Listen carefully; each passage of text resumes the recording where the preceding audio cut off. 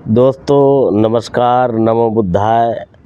मैं पीएमडीएस Sakya YouTube channel की तरफ से आपका स्वागत अभिनंदन वंदन करता हूं।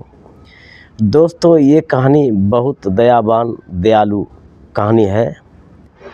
ये कहानी बहुत ही इमोशनल कहानी है।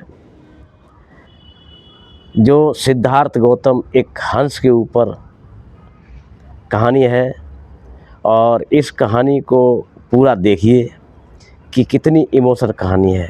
ये कहानी की शुरुआत होती है दोस्तों यहाँ से। मैं पीएमडीएस साक्या यूट्यूब चैनल की तरफ से ये वीडियो पेश करता हूँ। अगर इस तरह की वीडियो आपको अच्छी लगे तो चैनल को लाइक शेयर सब्सक्राइब फॉलो अवश्य कर दिया करें दोस्तों। कहानी की शुरुआत होती है यहाँ से कि कपिलवस्तु में राजा सिद्धोधन के यहाँ पे राजमहल की बात है। एक बार राजा सिद्धोधन अपने खेतों की तरफ घूमने राजमहल से निकल करके जा रहे थे तो इधर सिद्धार्थ गौतम ने कहा कि अनुरोध किया कि पिताजी मैं भी चलूँगा। तो राजा सिद्धोधन ने कहा चलो ठीक है, चलना चाहते हो, आपके पैरों में मिट्टी लगेगी, कूड़ा कचरा होगा, अगर महल में रहो तो ज़्यादा अच्छा है।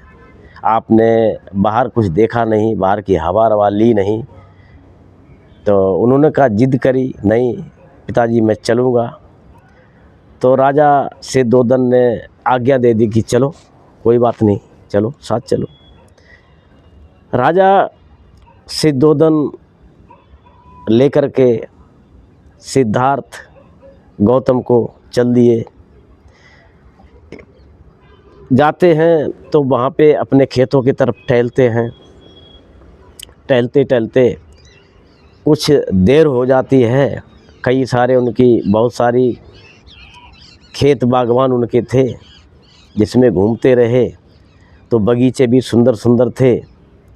तो और भी कई उनके सारथी भी उनके साथ में गए हुए थे। तो एक जगह थोड़ी सी धूप हो रही थी, सूरज ऊपर चढ़ चुका था।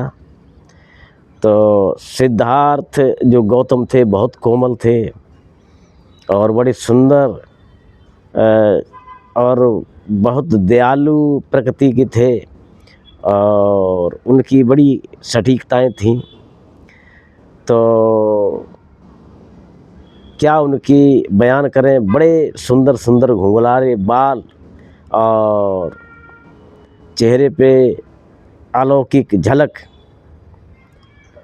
तो इस तरह का उनका जो उनके होठ और गाल जो वर्णन किया गया है बड़ा विस्तारित है। और आपने देखा भी होगा दोस्तों कि भगवान बुद्ध या सिद्धार्थ गौतम की जहाँ भी इमेज देखोगे तो बड़ी सुंदर और बड़ी प्यारी मिलेगी आपको। उनका अलौकिक ही पूरा शारीरिक बनावट संरचना थी।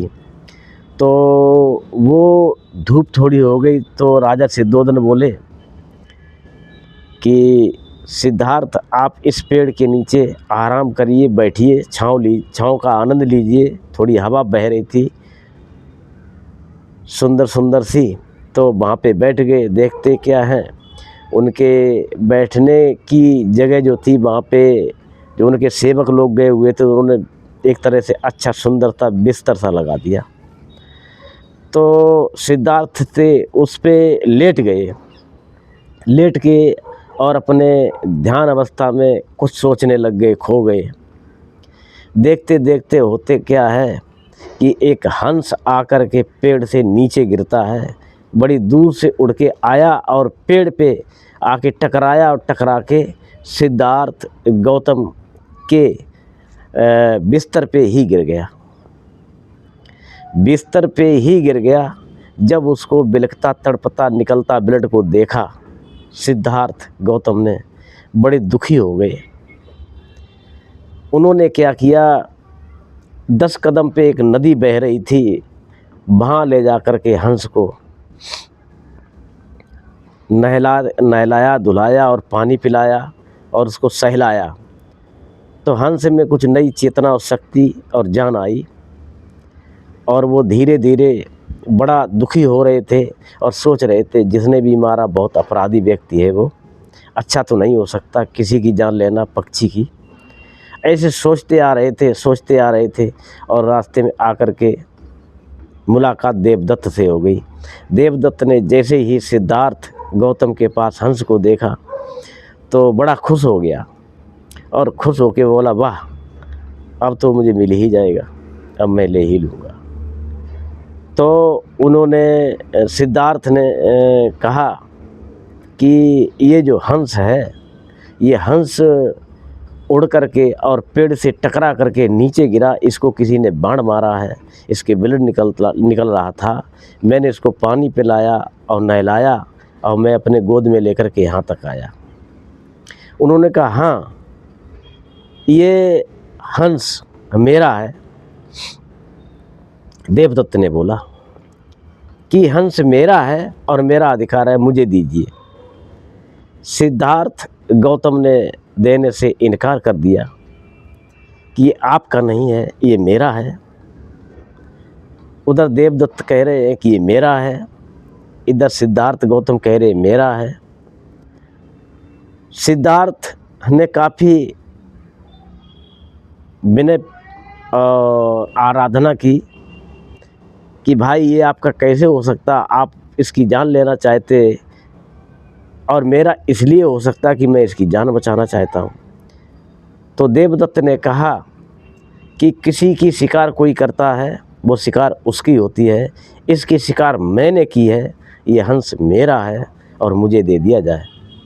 ये सारी चीज़ें देख करके उनमें तू में होने लगती है और हालांकि काफ़ी बात विवाद तक फैल जाती है और यहाँ तक कि जो देवदत्त था वो हाथापाई पे तैयार हो जाता है। सिद्धार्थ बोले, रुक भाई, ऐसा ठीक नहीं है, चलो राजा साहब के पास चलते हैं, वहाँ पे इसका निर्णय होगा। राजा सिद्धोदन जी जो निर्णय दे देंगे उसी को मान्य होगा हम दोनों को, चलो उनके पास चलते हैं। होता ये है कि वो दोनों लोग वहाँ से राजमहल के लिए चले जाते हैं। उधर सिद्धार्थ राजमहल जाने से पहले ही जो राजा सिद्धोदन थे वो भी देखते हैं कि सिद्धार्थ गौतम चले गए हैं, तो पीछे पीछे वो भी अपने सारथियों के साथ सबके साथ चले जाते हैं राजमहल को। पुनः राजमहल में जाकर के बैठते हैं और वहाँ पे टाइम हो चुका है लोगों की फरियाद सुनने का, तो वो सबकी क्रम बाई क्रम फरियादें सुनते हैं। और कुछ समय बाद वहाँ पे सिद्धार्थ गौतम और देवदत्त भी पहुँच जाते हैं और दोनों लोग अपनी अपनी बात वहाँ पे रखते हैं कि राजन, ये हंस को मैंने शिकार किया है, मैंने मारा है, इस पे अधिकार किसका होना चाहिए। ये ऐसा देवदत्त बोलते हैं राजा सिद्धोदन से। तो राजा सिद्धोदन का जवाब होता है, हाँ बिल्कुल, इस पक्षी को आपने मारा है, आपने बेधा है, आपका पहला अधिकार है और होना भी चाहिए। तो ये शिकार निश्चित ही आपकी है। तो अब सिद्धार्थ गौतम से कहा, अपना पक्ष रखिए। उन्होंने कहा, राजन बिल्कुल, अभी आपका फैसला हुआ तो नहीं है, अभी सुनवाई हमारी बाकी है। तो मेरा कहने का मतलब ये है कि इस हंस को इन्होंने बेधा है, बाण मारा है और ये बहुत छटपटा करके मेरे पास मेरे बिस्तर पे आके गिरा है और मैं इसको ले जाके नदी से पानी पिलाया, नीर पिलाया और इसको जब हमने जल पिलाने के बाद इसका घाव साफ़ किया, इसको नहलाया धुलाया। इसके बाद अपने छाती से लगा कर के मैं पुनः आ रहा था। इसके बाद ये पहुँचे देवदत्त और इन्होंने कहा इसकी शिकार मैंने की है, मैंने बेधा है, मैंने इसको बाण मारा है, ये शिकार मेरी है, तो मैंने भी इसकी सेवा की है। ये तो जैसे ही इन्होंने बाण मारा है, ये बेधा है, इसको ये तो उड़ के पक्षी वहाँ गिरा था। गिरने के बाद में ये मृत्यु को प्राप्त हो गया होता अगर मैं समय पे नहीं पहुँचा होता या समय पे वहाँ पर नहीं होता। तो इसकी जान तो मैंने बचाई है, ये जीवित है और जीवित है तो मेरा है। तो राजा सिद्धोदन को बड़ा असमंजस में पड़ गए कि शिकार तो इसने किया और बचाया इन्होंने है। तो उन्होंने सारे वहाँ पे जितने भी दरबार में बैठे हुए थे सब सन्न रह गए और सोचने लग गए कि ये आखिर हंस किसको देना चाहिए, किसका होना चाहिए। तो होते होते की बात सब लोगों से राजा सिद्धोदन ने अनुरोध किया कि अपने अपने यहाँ पे सारे लोग अपने विचार रखें, जिसका फैसला ज़्यादा शक्तिशाली होगा या ज़्यादा लोगों के साथ आएगा, ज़्यादा वजूद होगा, मैं उसका फैसला मानूंगा। तो बारी बारी से सारे लोग उठ कर के अपनी अपनी बात रखते हैं। कोई देवदत्त की बात कहता देने का, कोई सिद्धार्थ की बात कहता देने का। तो वहाँ ये क्रम चल ही रहा था। तो सारे लोगों ने, जितने भी लोग बैठे हुए थे, सब ने अपनी अपनी बातें रखी, अपनी बातें बताईं। और इसके बाद में एक ऋषि आए और एक महात्मा कहा जाए, ऋषि कहा जाए या संत कहा जाए, आए। तो उन्होंने कहा रुक जाओ राजन, मेरा भी एक फ़ैसला नोट किया जाए। तो उन्होंने कहा ठीक है, आइए आप भी अपना फ़ैसला दीजिए मान्यवर जी। तो उन्होंने कहा कि बहुत सारे मारे होंगे जीव जंतु, लेकिन कभी इन्होंने एक बचाया है। जान लेने को तो कोई भी ले सकता, जो जान लेने वाला है वो कभी किसी को क्या एक जान वापस कर सकता है, एक जान की वापसी कर सकता है, बचा सकता है किसी को? कभी ऐसा सोचा है? ये बात राजा सिद्धोदन के दिल और दिमाग पे हावी हो गई। उन्होंने कहा इसके मतलब, तो वो संत बोले कि इसके मतलब ये है, मार तो किसी को कोई भी देता है, लेकिन बचा सब नहीं पाते हैं। बचाने वाला ज़्यादा महान होता है मारने वाले से। तो दोस्तों, जिस हंस को देवदत्त ने मारा था, फैसले में ये आया है कि ये मारने वाले से बचाने वाला बड़ा होता है। तो सब पूरे वहाँ से आवाज़ उठी। तो एक ही आवाज़ में सारे लोग बोले कि हंस तो सिद्धार्थ गौतम का होना चाहिए, क्योंकि सिद्धार्थ गौतम ने हंस को बचाया है, उसकी जान बचाई है। दया भाव का पक्ष बड़ा होता है मारने वाला और क्रूर से।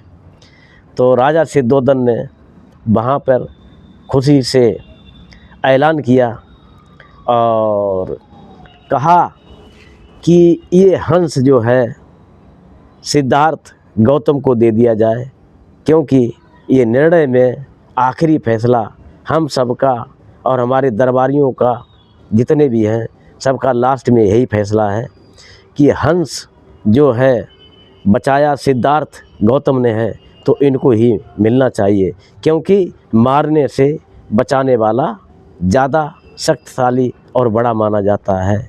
तो दोस्तों, ये कहानी छोटी सी थी देवदत्त और सिद्धार्थ, गौतम और हंस और राजा सिद्धोदन की और राजमहल की। दोस्तों, ये कहानी अगर आपको अच्छी लगी हो तो PMDS साक्या यूट्यूब चैनल को लाइक शेयर सब्सक्राइब अवश्य कर दिया करें। इस कहानी को यहीं पे हम समाप्त की तरफ ले चलते हैं। दोस्तों, अगर अच्छा लगा हो तो आगे वीडियो में फिर इसी तरह से और वीडियो लाते रहेंगे आपके लिए। धन्यवाद दोस्तों। नमो बुद्धाय।